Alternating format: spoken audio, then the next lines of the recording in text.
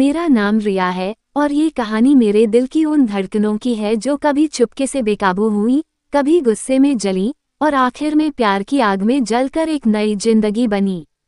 मैं और रवि, हम दोनों मुंबई के एक कॉलेज में क्लासमेट थे। लेकिन रवि, वो मुझसे कभी बात नहीं करता था। उसका रूखा बर्ताव, वो नफरत भरी नजरें, मुझे हमेशा लगता कि शायद मैं खूबसूरत नहीं हूँ, इसीलिए वो मुझ पर ध्यान नहीं देता। मेरे घरवालों ने मेरी मर्जी के खिलाफ मेरी शादी अर्जुन के साथ तय कर दी। मैं तो अपने सपनों को पंख देना चाहती थी, कॉलेज पूरा करना चाहती थी, कुछ बनना चाहती थी। लेकिन किस्मत ने ऐसा खेल खेला कि रवि मेरा देवर बन गया। मैं मजबूरन एक बिन प्यार के रिश्ते में बंध गई। अर्जुन आर्मी में था और शादी के बाद वो ड्यूटी के लिए कोलकाता चला गया। मैं मुंबई में अकेली रह गई ताकि कॉलेज जा सकूं। लेकिन वो तन्हाई, वो खालीपन मुझे हर पल सताने लगा। एक रात जब मैं अपने कमरे में अकेली थी, रवि अचानक मेरे कमरे में आया। उसकी आंखों में गुस्सा था, लेकिन वो गुस्सा कुछ और ही कह रहा था। वो मेरे करीब आया, इतना करीब कि मेरी सांसें थम गईं। और फिर उसने अपने होंठ मेरे होंठों पर रख दिए। मैं कांप उठी, मेरा दिल जैसे रुक गया। वो चुपके से चला गया और मैं सारी रात यही सोचती रही, ये क्या था? क्या रवि मुझे चाहता है? सुबह जब मैं उठी तो सासू माँ और रवि की बातें सुनाई दी। मैं बाहर आई तो देखा रवि अपना बैग पैक कर रहा था। मैं उससे नजरें नहीं मिला पा रही थी, शर्मिंदगी मेरे चेहरे पर थी। क्या वो उस चुंबन की वजह से मुझे छोड़कर जा रहा था? मैंने हिम्मत करके पूछा, रवि, तुम कहाँ जा रहे हो? उसने मेरी तरफ बिना देखे गुस्से से कहा, 20 दिन के लिए बाहर जा रहा हूँ, फुटबॉल टूर्नामेंट है। मेरा दिल डूब गया। क्या वो सचमुच मुझे छोड़कर जा रहा था? उसकी आंखें कहीं और टिकी थीं और मेरे दिल में एक अजीब सी बेचैनी थी। सासू माँ ने कहा, रुको, मैं कुछ सामान लाती हूँ। जैसे ही मैं जाने लगी, रवि ने मेरा हाथ पकड़ा, मुझे अपनी ओर खींचा और फिर से मेरे होंठों पर अपने होंठ रख दिए। मेरा दिल तेजी से धड़कने लगा, सांसें जैसे जवाब दे गईं। लेकिन अगले ही पल उसने मुझे छोड़ दिया, बोला, अपना ध्यान रखना, और बिना मेरी तरफ देखे चला गया। मैं अकेली रह गई। मेरे पति के जाने का दुख नहीं था, लेकिन रवि के जाने का दुख मुझे खा रहा था। कॉलेज जाने की तैयारी करते वक्त रवि का मैसेज आया, मेरे नोट्स तैयार कर देना, रिया। मैंने जवाब दिया, ओके। लेकिन अंदर ही अंदर मेरा दिल खाली था। अर्जुन के जाने से जो अकेलापन नहीं महसूस हुआ, रवि के जाने से वो खालीपन मुझे तोड़ रहा था। 20 दिन बाद रवि वापस आया। रात को वो अपने कमरे में था। मैंने हिम्मत करके उसके दरवाजे पर दस्तक दी। वो गुस्से से बोला, इतनी रात को क्या चाहती हो? मैंने कहा, तुम्हारे नोट्स तैयार कर दिए। उसने तल्खी से कहा, ये मैसेज से भी बता सकती थी, यहाँ आने की क्या जरूरत थी?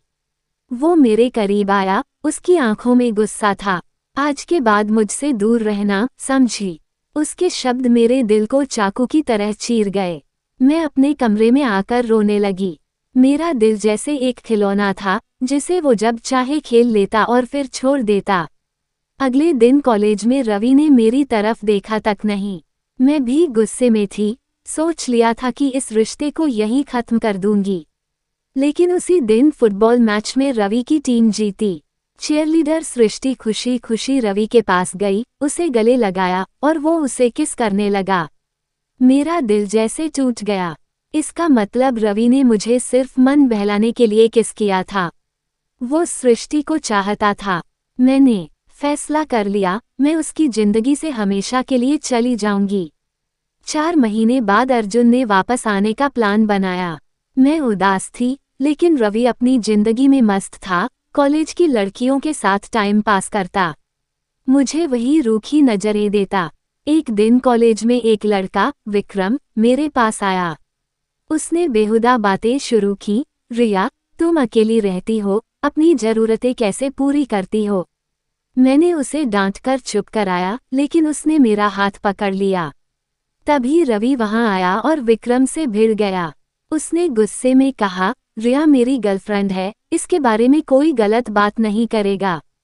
मैं हैरान थी। गर्लफ्रेंड, उसने ये क्या कह दिया? सारे कॉलेज में बात फैल गई। एक दिन सासू माँ की तबीयत बिगड़ गई। मैंने रवि को फोन किया, वो तुरंत आया। हम उन्हें अस्पताल ले गए। डॉक्टर ने कहा उन्हें आईसीयू में रखना होगा।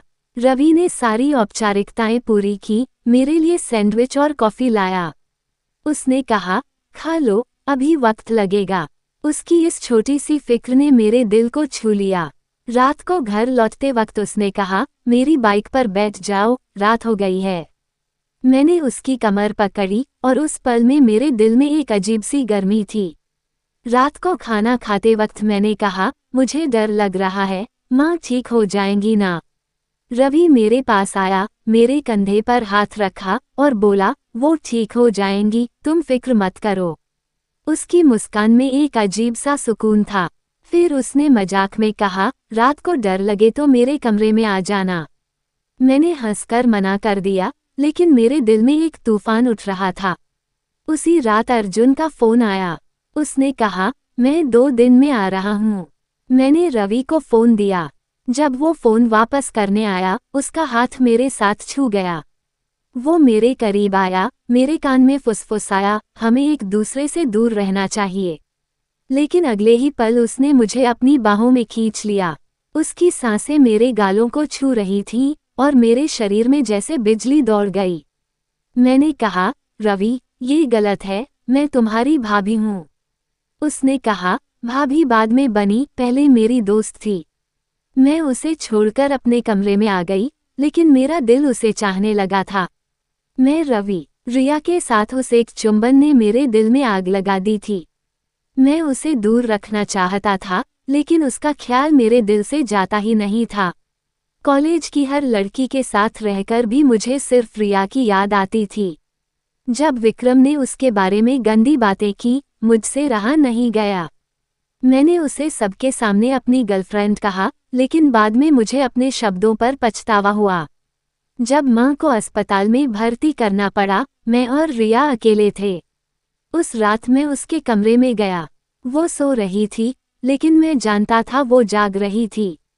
मैं उसके कंबल के नीचे घुस गया, उसकी कमर पर हाथ रखा।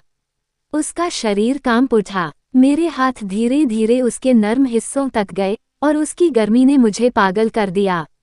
मैंने उसके कान में कहा, मुझे पता है तुम जाग रही हो। मैंने उसे अपनी बाहों में लिया, लेकिन हदें पार नहीं की। मैंने कहा, तुम खूबसूरत हो, बस मेरे साथ रहो। उसकी मुस्कान ने मेरे दिल को जीत लिया। सुबह अर्जुन आया। उसने रिया को अपने साथ ले जाने की बात की, लेकिन रिया ने मना कर दिया। उसने कहा, मैं पढ़ना चाहती हूँ। अर्जुन ने उस पर हाथ उठाया। मैंने रिया को रोते देखा और उसे अपनी बाहों में लिया। मैंने उसे शांत करने के लिए किस किया और हम दोनों उस पल में डूब गए। लेकिन तभी अर्जुन ने हमें देख लिया। उसने मुझ पर हमला किया और रिया ने चिल्लाकर कहा, मैं तुमसे नफरत करती हूँ, मुझे तलाक चाहिए। सबने रिया को अर्जुन के साथ जाने के लिए दबाव डाला, लेकिन उसने साफ मना कर दिया। उसने कहा, मैं अपने सपनों को जीना चाहती हूँ। उसने अपने जेवर वापस किए और अपने दोस्त के यहाँ चली गई। उसने होटल में वेटर की नौकरी शुरू की। एक दिन मैं वहां गया और उसे अपने साथ रहने को कहा। हमने एक नया घर किराए पर लिया और साथ रहने लगे। कॉलेज में लोग हमारी बातें करते थे, लेकिन हमें परवाह नहीं थी। हमने शादी कर ली और मुंबई छोड़कर नई जिंदगी शुरू की। 7 साल बाद रिया के माता पिता आए और हमें माफ कर दिया। मेरी माँ भी हमारे साथ रहने लगी। अर्जुन ने किसी और से शादी कर ली थी और माँ को अकेला छोड़ दिया था। लेकिन हमने माँ की जिम्मेदारी ली। रिया और मैंने एक दूसरे को वो प्यार दिया जो हम दोनों ने हमेशा चाहा। हमारी जिंदगी अब प्यार, सम्मान और आज़ादी से भरी थी।